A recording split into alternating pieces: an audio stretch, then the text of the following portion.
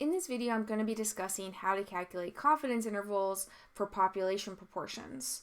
All right, and I'm going to be using an example where I'm estimating the proportion of women in the U.S. Navy. Also, I want to point out that I'm going to be using Excel, Microsoft Excel, as my calculator. All right, so let's go ahead and read through this example. Sarah recently graduated from high school and is considering joining the Navy. She's interested in knowing the proportion of women that are in the Navy. So she goes out and she finds a random sample of 50 sailors. Okay, so we have 50 sailors, and she finds that 12 of them are women and 38 are men. Okay, so 12 plus 38 is 50. So we have men and women in the sample. Find the 95% confidence interval for the proportion of women in the Navy based off Sarah's sample. So 95% confidence interval. That's what we want to find. Okay. After we do that, we want to consider that Sarah's recruiting officer told her that 20% are women. 20% of sailors are women. So the recruiting officer might have access to the population data.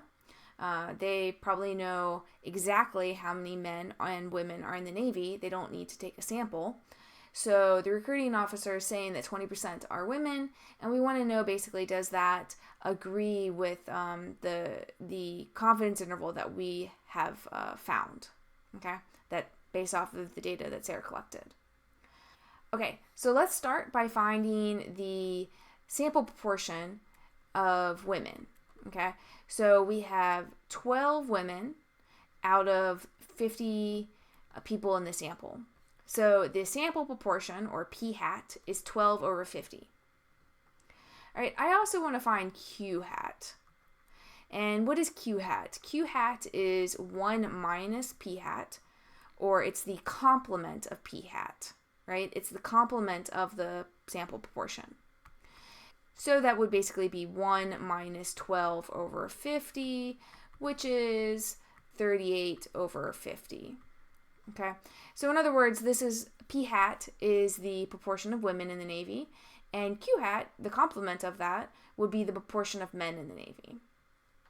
Okay, so the reason I want to find both p and qhat is because before I move forward in finding a confidence interval, I need to check this criteria that n times phat and n times qhat, they both need to be more than 5, okay? If either one of them is less than 5, basically your sample size is too small, or your event is so rare that you can't use the equations that I'm about to be discussing, okay? So what is n? N is the sample size. P is 12, or phat is 12 over 50. These guys cancel. You do that multiplication, and you're left with 12. So 12 is more than 5. Good. Okay, n is 50 once again. Qhat is 38 over 50. And once again, the numerator and denominator cancel there, and you're left with 38, which is more than 5. Okay, so basically you need more than 5 women and more than 5 men to use the formulas that I'm about to be discussing. Okay, so let's talk about those formulas. How do we find a confidence interval, right? In general, a confidence interval is a point estimate, right, in the center, and then we go above and below that point estimate to find a lower limit and an upper limit, right? And that lower and the upper limit basically form like a buffer zone around the point estimate. And then we can say, oh, okay, now we're 95% confident that our population proportion is between this lower and this upper bound, or upper and lower limit, okay? How much below and how much above, basically what is your buffer zone around your point estimate? E, right? Remember, E is the margin of error, okay? So we'll take our point estimate and we'll subtract the margin of error to find the lower limit, and we'll take our point estimate and we'll add the margin of error to find the upper limit, okay? So what's the formula for E? E is Z times the square root of phat times qhat divided by n, Okay, and Z could be subscript C, or it could be subscript alpha divided by 2.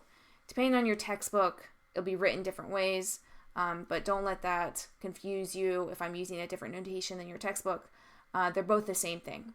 Z subscript C, Z subscript alpha divided by 2 are the same thing. Okay, so Excel will calculate this margin of error for us. But before I go there, let me go ahead and plug in what we know. So right now, I haven't talked about how to calculate Z alpha divided by 2, but I will in a second. I do know what phat and qhat are, though. Phat is 12 over 50. Qhat is 38 over 50. And we do know the sample size as well. So this is all divided by the sample size, which is 50. Okay, and I know that this looks like a complicated fraction inside of a square root symbol, and it maybe looks a little scary, but I will be plugging this into Excel, and it will look a lot nicer once it's in there. Okay, so the only part that I really haven't discussed is how do I calculate what this Z guy is. Okay. Actually, I have a whole video devoted to talking about how to find different Z values. The Z value is entirely dependent on whatever your confidence level is. So right now, our confidence level is 95%, and Z will always be 1.96 when you have a 95% confidence interval. And then it's different for different level of confidence intervals, okay? And basically, Excel will find it for me. Really quick, I'll show you the basic idea. If you want more details, like I said, watch the video that's in the description of this video. But if you have 95% in the middle of a normal distribution, the total area under the curve is 1. So 0.05 is left for each for both tails. Okay, and actually this is called alpha. The amount that's left over for the tails is alpha. Okay, and so each tail, since this is a symmetric distribution centered on 0, each tail will have half of that, right? So 0.05 divided by 2 is 0.025. 0.025. All right, and so this down here would be negative Z alpha divided by 2, and up here would be positive Z alpha divided by 2. And I always want the positive number. So if I were to go to Excel and type in norm.s.inv, I would want to give it that tail probability 0.025, and see I get that 1.96, right? But it's negative. So like I said, you always want the positive. So negative and a negative make a positive. So just make it negative like that. Okay. So just change what this probability here depending on what your confidence level is. Okay. And it's always the area that's in the tail, in one of the tails. Okay. All right. So I can calculate this margin of error using Excel as my calculator. Let me show you. All right. So I'm going to cut this and put this over here. I'm going to save this as Z subscript. I'll just write C. All right. Then I'm going to write phat. And let me go ahead and put in what phat is. 12 over 50. Okay. Then I'm going to do qhat. And let's put in what qhat is. Equal, I'll just type in 1 minus and then click the cell for phat. All right. And then lastly, I want to go ahead and save what n is. Okay. So now I have all the pieces that are in the equation for E, the margin of error. So the margin of error equals, you can just click on the cell. So Z times sqrt. This is the square root function. Phat times qhat divided by the sample size. Okay, and then press enter. 0.118. All right, so that's my margin of error. When I plugged in for the 95% confidence interval, I plugged in 1.96 and I got 0.118. All right, so then I would take my point estimate and I would subtract the margin of error to find the lower limit, and add the margin of error to find the upper limit. So let me go back to Excel and do that. So I have the lower limit equals phat minus the margin of error. Press enter. And then the upper limit equals phat plus, click on the cell for margin of error, enter, okay? And then there you go. We have our confidence interval. 0.12 and 0.3, if you were to round that, 0.36.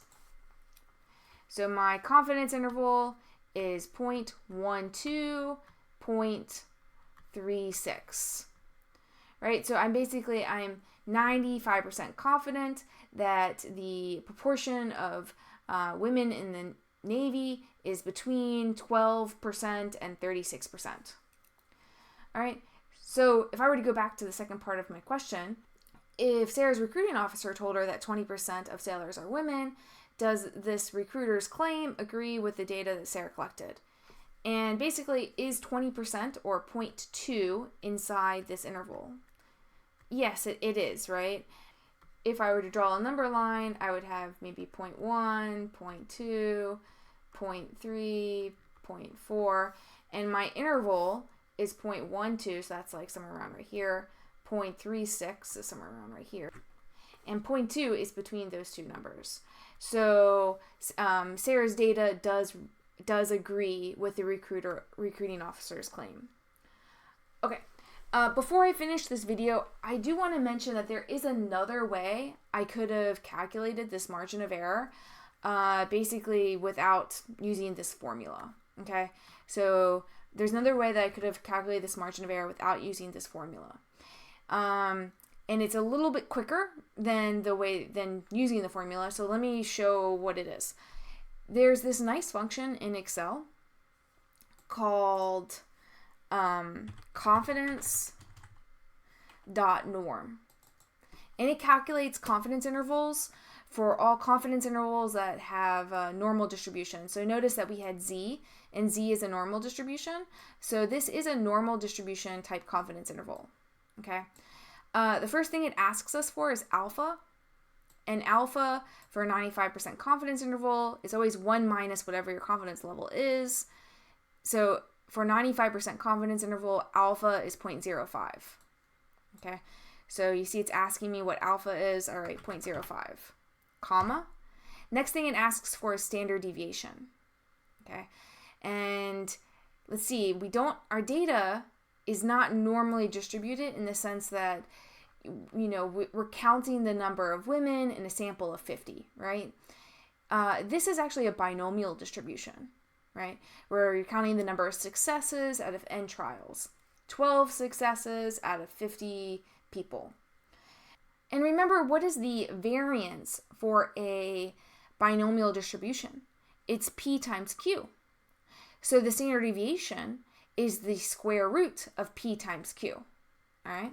So that's what I would write here. I would write sqrt, the square root, click on the cell that has P, then write times, and then click on the cell that has Q, close the parentheses for the square root symbol. All right, and that's the standard deviation, right? Comma.